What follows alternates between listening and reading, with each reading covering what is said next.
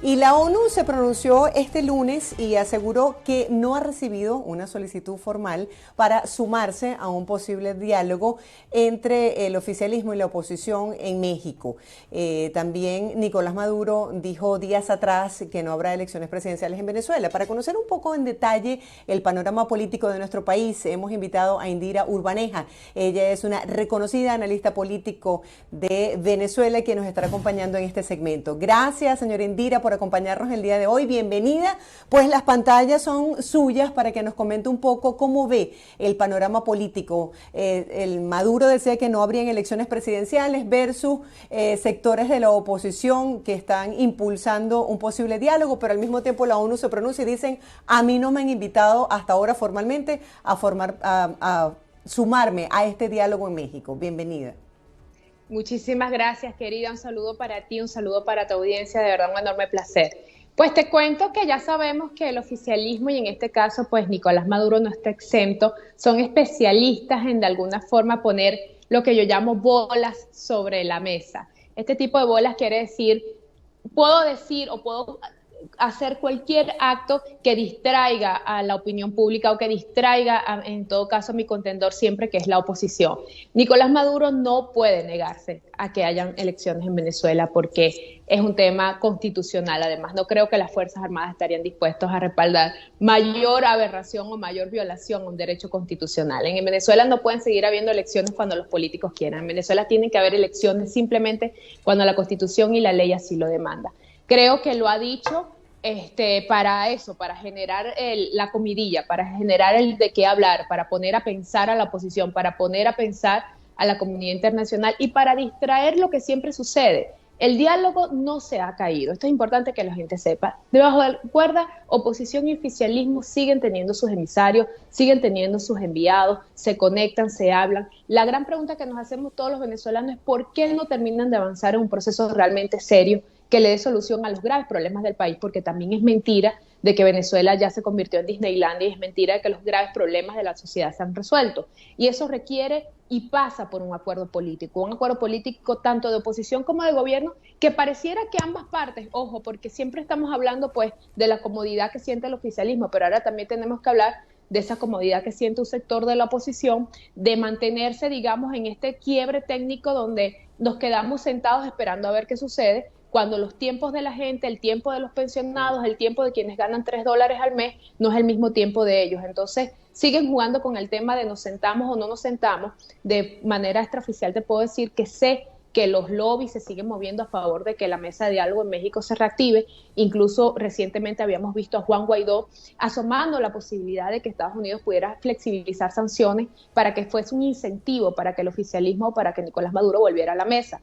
En contraposición, Maduro, que siempre está haciendo equilibrio del peso político, del costo político, que esto tiene en la base del chavismo, entonces responde con lo que dijo antier. Bueno, veremos cuándo haremos las elecciones, porque la base chavista no deja de recriminarle a Maduro y no deja de exigirle a Maduro y de decirle, bueno, pero ¿por qué no has metido preso a Guaidó? ¿Por qué no has terminado de salir de la figura de Guaidó si Guaidó es un ilegítimo, si Guaidó no tiene ningún tipo de peso? ¿Por qué no has terminado de hacer justicia? Entonces él, de alguna forma, el costo político lo salva haciendo este tipo de comentarios. Pero estoy convencida de que también si la sociedad civil empieza a ejercer su papel como debe ser y los partidos políticos de oposición se unifican y pasan a una nueva etapa, Maduro no va a poder seguir burlando ni la Constitución ni las leyes.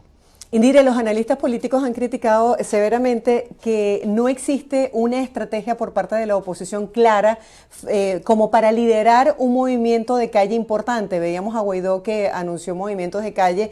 Queríamos saber qué piensas tú sobre si consigue el respaldo o no de la gente, porque han ocurrido dos hechos en los últimos tiempos importantes que han desanimado un poco al venezolano. El referéndum revocatorio frustrado, ahora una adjudicación del Nacional que se le quita a su dueño para traspasárselo a Diosdado Cabello. Entonces, bueno, seguimos viendo como estos actos que quedan impunes por parte del régimen de Nicolás Maduro. ¿Cómo ves tú lo que está ocurriendo con respecto a las estrategias o no de la oposición?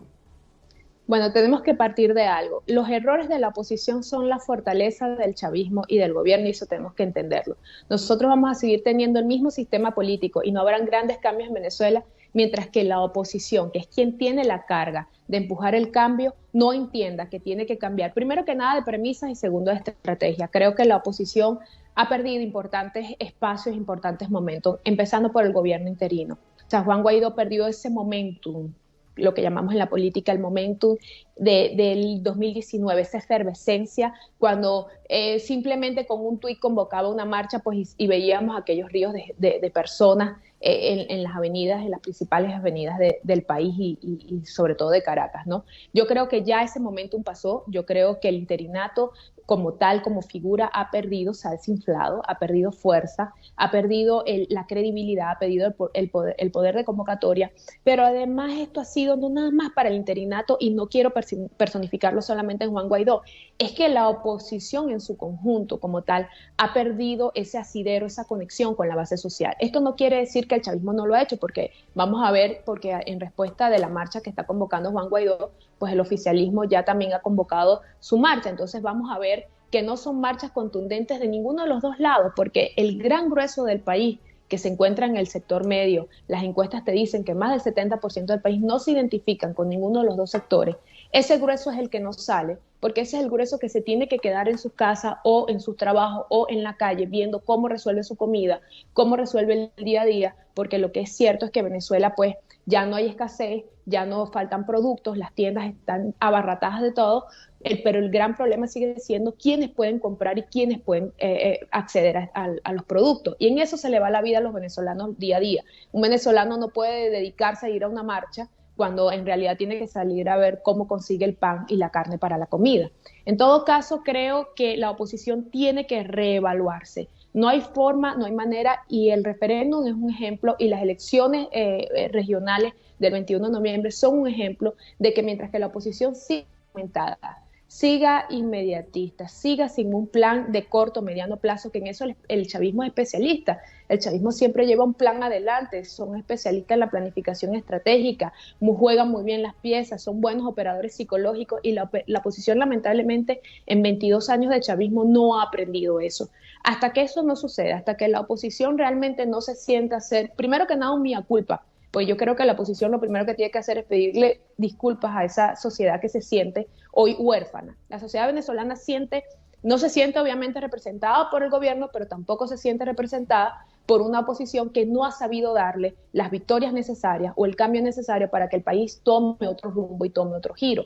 Lo del referéndum es un ejemplo. Desde 2019, Juan Guaidó y la oposición, y esto es una crítica muy seria que les hago, debieron de haber empezado a trabajar en el tema del referéndum, más que preocuparse por el tema de contratar mercenarios y estas cosas. Fíjate el ejemplo chileno. A los chilenos comenzaron a convocar el gran plebiscito y a trabajar en ello desde el 1986 hasta 1988 que se dio. Tuvieron 2 años para unificar, para construir una gran coalición en torno a eso. ¿Qué mayor ejemplo de lo que hubiese podido suceder aquí con el referéndum?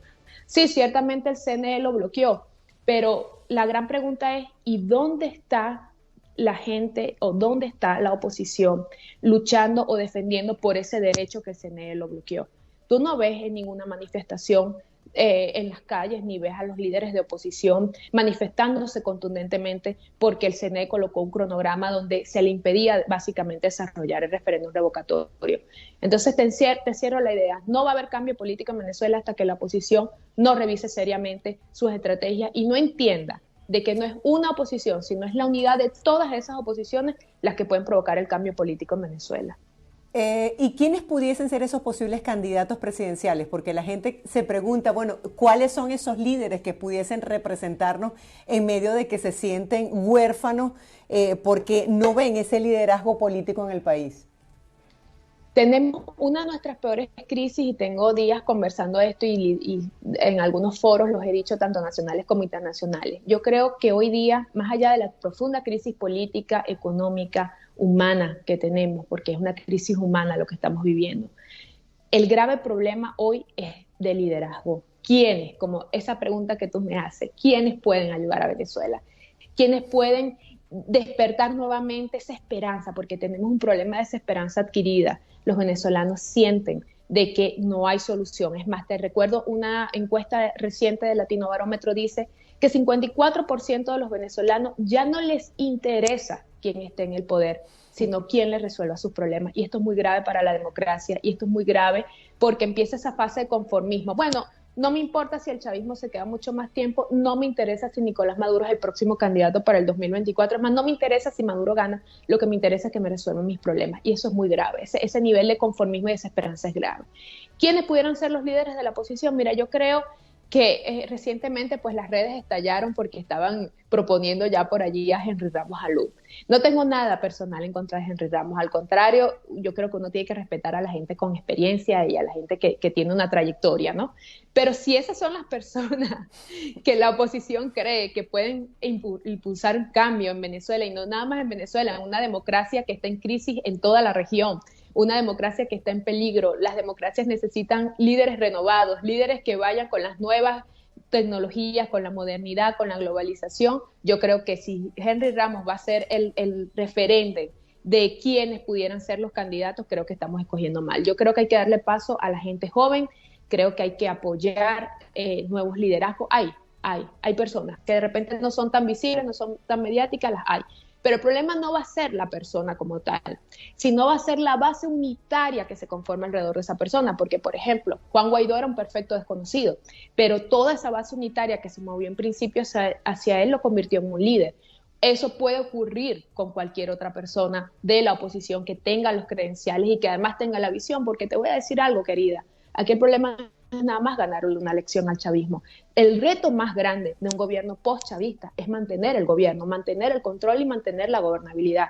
Si no, a nosotros nos pudiera pasar lo que le pasó a Argentina en las décadas de los 80, 90, tener 3 presidentes, 4 presidentes en un periodo muy corto. Eso puede suceder y ahí es donde hay que dar el debate. No es nada más ganar una elección, es cómo logramos tener un liderazgo, un gobierno de coalición que logre mantener el poder en Venezuela después del chavismo. Así es. Indira, un televidente nos hace una pregunta, dice así: ¿por qué antes salían todos los voceros de la oposición, justo de lo que veníamos hablando?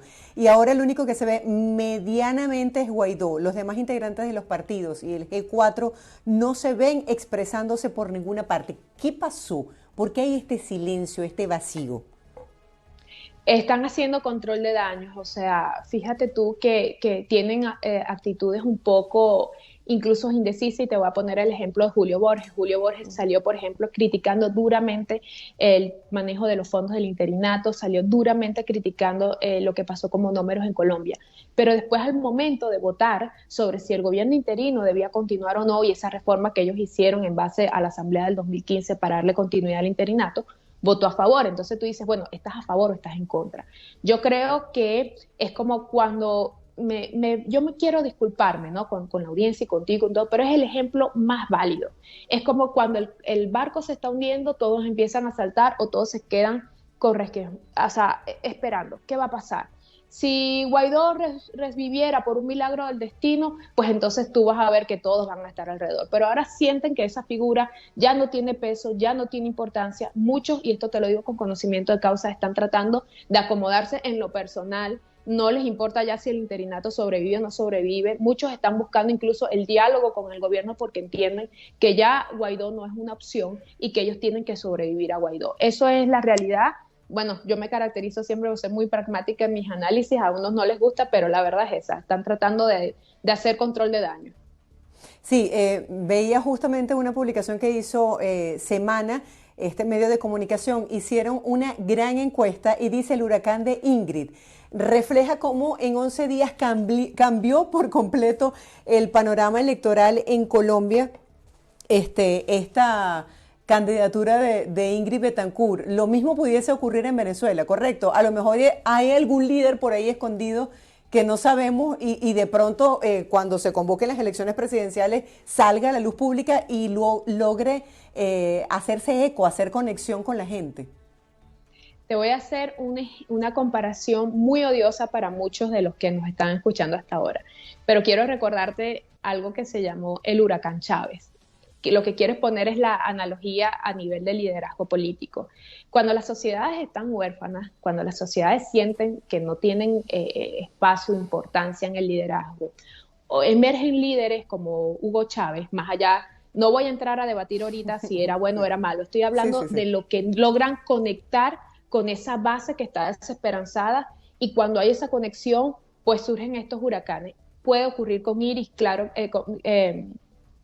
claro que puede suceder, pero además te pongo el ejemplo de Chávez para que veas que no es imposible. No es imposible que pueda surgir un líder, pero como te decía anteriormente, el tema ya no va a ser solamente la persona, es toda la fuerza democrática alrededor de esa persona para impulsarla y convertirla. Pero también te pongo el mismo ejemplo, volvemos al mismo ejemplo de Guaidó. Guaidó era un perfecto desconocido y llegó a convertirse en un líder con el respaldo de más de 50 países en todo el planeta Tierra. También es un ejemplo de cómo se puede desperdiciar un momento de un capital político tan importante como ese, que yo dudo que vuelva a aparecer en el corto plazo de la historia contemporánea. Pero yo creo que los venezolanos tenemos que pensar en un huracán. Yo creo que necesitamos un huracán y creo que es lo que va a suceder. Yo creo que ahorita en este momento, con la sensación de orfandad que tienen los venezolanos, el hombre o la mujer que salga realmente a conectar con esa necesidad, a conectar con esa orfandad que han dejado los políticos, tanto de los rojos como los azules, yo creo que va a tener muchas posibilidades de ganar la presidencia en este país. Pues la gente está cansada de lado y lado. Recientemente Ramón Guillermo Aveledo aseguró que al designar nuevos magistrados de TSJ se podría avanzar a la justicia, mientras que Freddy Guevara expresó que esto podría ir en contra de las investigaciones de la Corte Penal Internacional en Venezuela. ¿Se podría llegar a tener magistrados que realmente sean imparciales y cómo esto pudiese influir si se llegan a retomar las negociaciones en México? Nos preguntan. Mira, siendo realista, yo creo que lo que va a suceder con el TSJ es lo mismo que ocurrió con el Consejo Nacional Electoral. Un TSJ con un balance intermedio, que es lo que tenemos en el CNE. No tenemos el CNE perfecto, no tenemos el CNE ideal, pero tenemos un CNE donde existe un balance intermedio, y eso es lo que vamos a obtener en el TSJ. Ahora bien, yo leí las declaraciones de Freddy Guevara y él hablaba sobre el tema de que reconocer nuevos magistrados o avalar un nuevo proceso de elección de magistrados le quita formalidad y legalidad al TSJ en el exilio. Lamentablemente, la doble institucionalidad no ha servido para nada en Venezuela. O sea, indistintamente que tengamos un TSJ en el exilio, es simplemente seguir pensando y actuando sobre estrategias, sobre premisas y sobre cosas inexistentes, porque el TSJ en el exilio no tiene ningún tipo de injerencia ni de presión, ni de acción, es un objeto inanimado, pues pudiéramos definirlo así, lamentablemente, porque la estrategia que se tenía era otra. Entonces lo que nos queda es apostar a lo interno, a lo real, a lo que sí tenemos, y lo que sí tenemos es que se está reestructurando el TSJ en este momento, y creo que la sociedad civil venezolana y los políticos venezolanos deben de hacer mucha presión para que ese TSJ sea lo más equilibrado posible. Hablar de justicia, como lo dice el profesor Guillermo Aveledo, no sé si en este momento los venezolanos en el corto plazo vamos a tener la justicia que estamos esperando. Lo que yo sí sé es que el gobierno está obligado a respetar las reglas de juego, porque la CPI no es cualquier cosa, la CPI no es algo que se pueda evadir tan fácil. Ellos lo saben y por eso están limpiando la casa, y la limpieza del chavismo, es más, se están preparando. Ellos saben que tienen 2 años para reconquistar la base, porque ellos no están en el suelo, como dice la oposición, porque perdieron Barinas, ni es que el chavismo ya no existe. Eso es una gran mentira y no se pueden partir de mentiras falsas, de premisas falsas, pero el chavismo sí está muy desgastado y el chavismo lo sabe, y por eso se están preparando, y por eso vemos operaciones como Mano de Hierro, están enjuiciando a los supuestos responsables de violaciones de derechos humanos, están tratando de sanear la casa, y eso se debe a 2 cosas, a las elecciones presidenciales y a la amenaza de la CPI. O sea, ¿tú crees que esas amenazas de la Corte Penal Internacional pueden incidir en que de alguna manera respeten el trabajo de los periodistas, de la gente? Por ejemplo, hoy los pensionados están protestando en la calle y ya tienen a los piquetes de la Guardia Nacional allí. ¿Realmente puede existir un cambio? Mira lo que pasó hoy con lo del diario El Nacional. Nos preguntamos, ¿verdaderamente eso queda a nivel diplomático, o la gente, el ciudadano de a pie, el que está en la calle protestando, el que no tiene cómo comer, va a ver reflejado un cambio en estas investigaciones que se hacen en el organismo internacional? Mira, lamentablemente, si no hay una presión social, si no hay realmente una presión, no nada más social, política, porque el problema es que la voz de la sociedad civil siempre queda de alguna forma rezagada por la voz de los políticos, pero es que los políticos tampoco la están ejerciendo, porque esos pensionados que hoy están protestando deberían de tener en primera fila a los políticos, a los Correcto. Diputados, a quienes se dicen defender los derechos de ellos. Al final han dejado a la gente sola. Ellos quieren que la gente salga, pero cuando la gente necesita salir, ellos no salen. Entonces ese es el grave problema, y eso es uno de los principales dramas que tenemos hoy. Con esto te quiero decir que la CPI va a seguir actuando porque tiene sus propios mecanismos de actuación, pero es la comunidad internacional junto con la sociedad civil venezolana. No podemos pensar que la comunidad internacional va a resolver los problemas de Venezuela. De hecho, Venezuela pasó al segundo plano, ya la importancia que teníamos en 2019, en 2020, en 2021 no es la misma. Los mismos países de la región, por ejemplo, te hablo, la gran mayoría de los países que integraban, por ejemplo, el Grupo de Lima están con sus propios problemas internos, con sus propios cambios internos. El mismo Estados Unidos, que en principio pues estábamos en la primera, yo creo que en la bandeja de documentos, en el despacho de la Casa Blanca estábamos de primero, o yo creo, no sé ni siquiera en qué lugar estamos. Entonces, eso es un mensaje para todos los venezolanos porque debemos de entender que no es la comunidad internacional que va a venir a darnos el cambio. La comunidad internacional siempre es necesaria, pero es un apoyo, recordemos, moral, un apoyo de presión, un apoyo de vocería, pero no es un apoyo de acción. La acción siempre sigue quedando en manos de los líderes y de la sociedad civil. Así es, gracias por este interesante, brillante análisis, Indira. Nos pones bajo el contexto esta situación política de Venezuela. Estamos esperando un Mesías, estamos esperando un milagro desde afuera, pero tú bien lo has dicho, este milagro debe venir desde adentro, una oposición más articulada, más unida, con directrices claras, que represente verdaderamente a la sociedad venezolana que se siente en estado de orfandad, como bien lo decías. Gracias, Indira, porque hemos entendido sumamente bien lo que está pasando con Venezuela. Gracias por esa manera de expresarte tan clara y tan sencilla. Era Indira Urbaneja, analista política venezolana.